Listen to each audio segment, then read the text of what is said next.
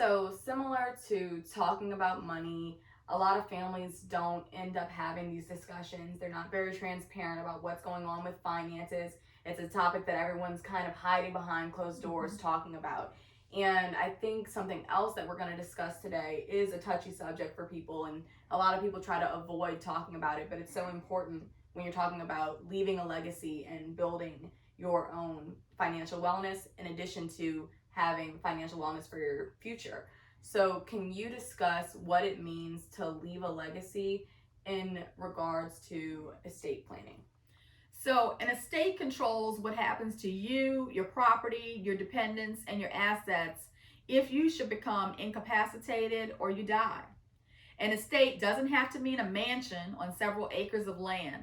It's everything that you've worked your entire life to acquire, and you want to make sure it passes to the next generation. You need to consider your business interests and charities that you want to, continue to leave a legacy for upon death.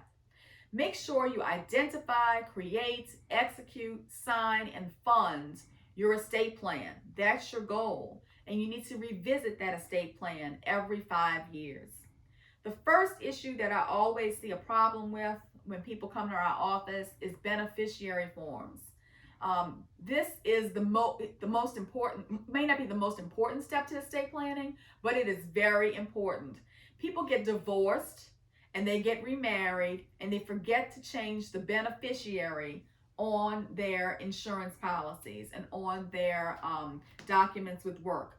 If you do that, then when you die, even if your will says you want your current spouse to receive the benefits, it's going to go to your ex. The beneficiary you have named on your forms trumps whatever you have in your will. So check your beneficiaries today. Also, you may have filled out these forms when you have two children and now you've had a third child. If you don't add that third child as a beneficiary payable on death, well, then that third child will be excluded from that inheritance, even if you have them named in your will. Don't So, forget about your youngest children, people. Please don't forget about your youngest children. We're here. We care. We love you. so check your beneficiaries. Make sure that you're doing that.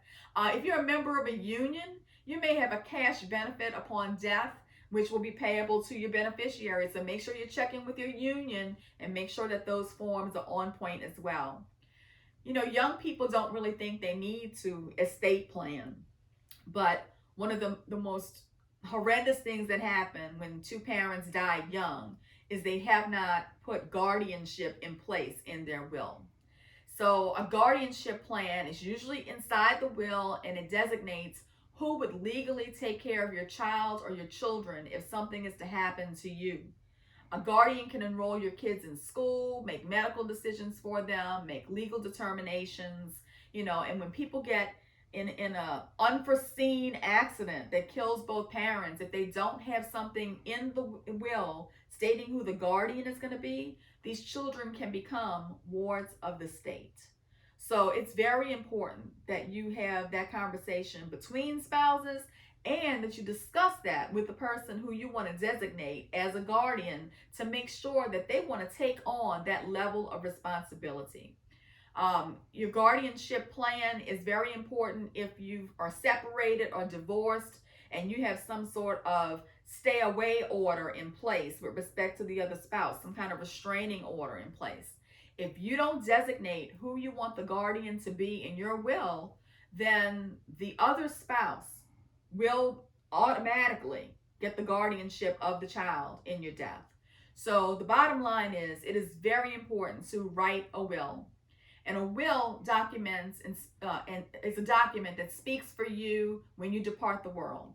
A will has a lot of potential components to it, but the most important parts state who gets your property and assets, who will be the guardians of your children.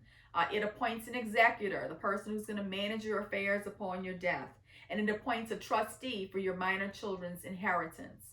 It can lay out what your assets are and say what creditors need to be paid before the heirs are paid. So identify the people who should be blessed with your estate.